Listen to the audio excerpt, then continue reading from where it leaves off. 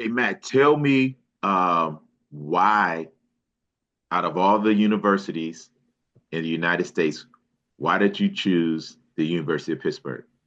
Yeah, that's a great question. I got I got scholarships from a couple of other schools, College of Charleston, Temple, let's see where else, Colorado and Penn State. And yeah, frankly, like those schools, one, I didn't want to be back at home. I wanted to get away, but like I didn't want to go across the country. Colorado was too far for me.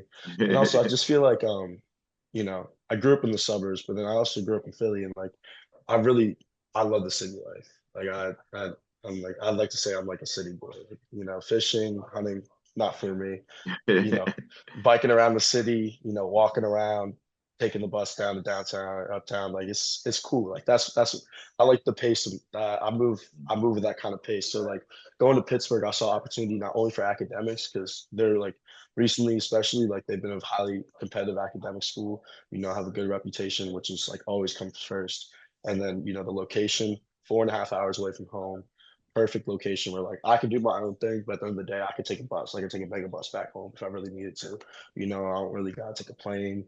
My parents are still accessible. They can drive and come see me, or vice versa if I ever get a car. But and then yeah, and then the basketball side of things was I tried to walk on to the Pitt basketball team. I knew again, I built that connection with the front office of the Pitt men's basketball team. And thankfully, shout out to Brian Regan. He's the director of basketball operations there. Great guy. Again, cold emailed him, send him my film, send him my grades. One advice I would have for all people, especially athletes, you got grades, man, you'll get an opportunity. You play hard, you got grades, they'll give you a look at least, And Like it. so like what's it called? I got the opportunity, talk to him. I actually was touring Pitt in the summer, and yeah, I sat down with him, had a good conversation with him, and he told me to be a manager, and I'm like, what?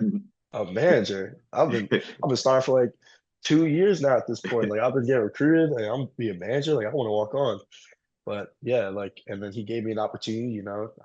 He gave me access to the gym. Gave me opportunity. Met coaches, players, worked out with a couple of the guys. And yeah, like I that was a huge reason to go to Pitt. Mhm. It was like I always wanted to play college basketball, but I'm not going to pay 70,000 a year at liberal arts school to play Division III basketball. That's just not for me. At least it wasn't worth it for me. But seeing that opportunity, and it goes back to the sports agent thing where like everybody wants to be a Division I basketball player. Even a walk on is a hard thing to do. But the day I knew myself and was like, if I'm gonna do this, I'm gonna go all in with like doing that specifically. And I thought Pittsburgh, I was set up great. My dorm, unfortunately, was far away from campus, but it was right up the street from the gym. So I would Okay. walk up all the time. And yeah, like I like Pittsburgh a lot. It can get cold, really windy because it's like Mhm. kind of the Midwest. But other than that, like great people around me. I mean, my roommates are like my brothers, and like Mhm. I really like the people here. You can really grow as a person because again, it's not just the campus. There's a whole city around you. So like you really, at least for me in my experience so far, I've just been kind of like, finding myself, finding my niche, outside of, professional world and basketball, just growing, as a person, which I love. Hey Matt, tell me why, out of all the universities in the United States, why did you choose the University of Pittsburgh? Yeah, that's a great question. I got I got scholarships from a couple of other schools, College of Charleston, Temple, let's see where else, Colorado and Penn State. And yeah, frankly, like those schools, one, I didn't want to be back at home. I wanted to get away, but like I didn't want to go across the country. Colorado was too far for me. And also I just feel like I grew up in the suburbs, but then I also grew up in Philly and like I really I love the city life. Like I'd like to say I'm like a city boy. Fishing, hunting, not for me. You know, Biking around the city, walking around, taking the bus down to downtown or uptown. Like it's cool. Like that's I like the pace of I move at that kind of pace. So like going to Pittsburgh, I saw opportunity not only for academics because they're like recently, especially like they've been a highly competitive academic school. Have a good reputation, which is like always comes first. And then the location, 4.5 hours away from home. Perfect location where like I could do my own thing, but at the end of the day, I could take a bus. I could take a mega bus back home if I really needed to. I don't really gotta take a plane. My parents are still accessible. They can drive and come see me, or vice versa if I ever get a car. Hey, listen, there's a few things that you said that really piqued my interest, and that's one of the reasons why I wanted to do the Just Ask Coach podcast Mhm. is to let people know that people being successful behind the scenes, some of the things that they've done. And Mm. you said that you went to the professor and asked him questions about some of the things that you wanted to do and if he knew anybody. Where did you get that idea to network and reach out, which I think a lot of people, a lot of college students miss out on while they're in Mhm. college? What gave you Yeah. that motivation to go talk to your professor?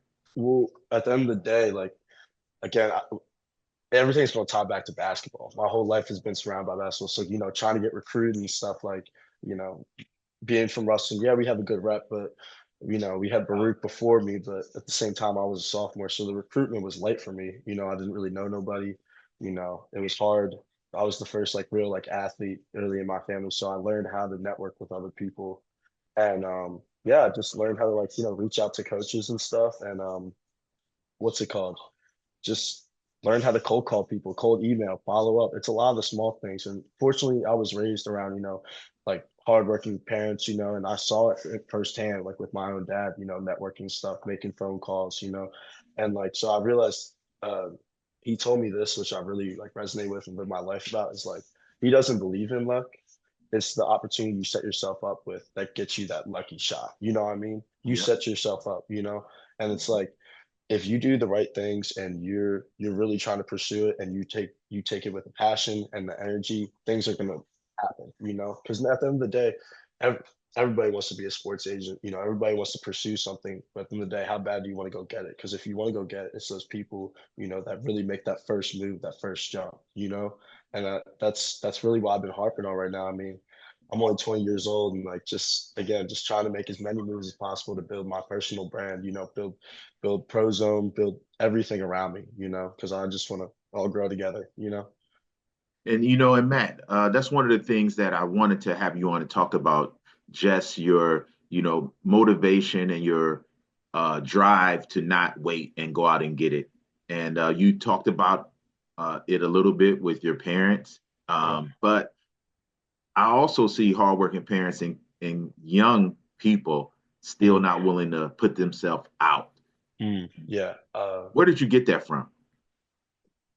Yeah, like again, when I was younger, my dad lived in the city, my mom lived in Westchester, two completely different environments. You look at just like, suburbs, urban, that, and then you also think about like the basketball environment, two different kinds of games, two different, you know, kinds of styles of basketball, and so like I always learned how to go out and talk to people. I just learned how to make friends. I'm a very outgoing guy. I can make a conversation with anybody. And I guess like that's why I wanted to become an agent because I know in this business you got to learn how to make connections. You got to learn or know how to you know, being able to present yourself, make show your value, but also, help other people out and benefit yourself. So like really like I don't know how to say it, coach. I'm just naturally gifted. I really appreciate like what I was given, Like again, I'm always helping my parents for my like what I have so far. And it's like, yeah, like I just was fortunate enough to, to be able to go out and I guess for any advice for people that like, are questioning it at the end of the day, like I was thinking about what's the worst that's gonna happen. Okay, let's say you mess up, right? Well, if you mess up, that's a learning lesson. That's not a failure because if you're not failing, you're not trying. That's what I really believe.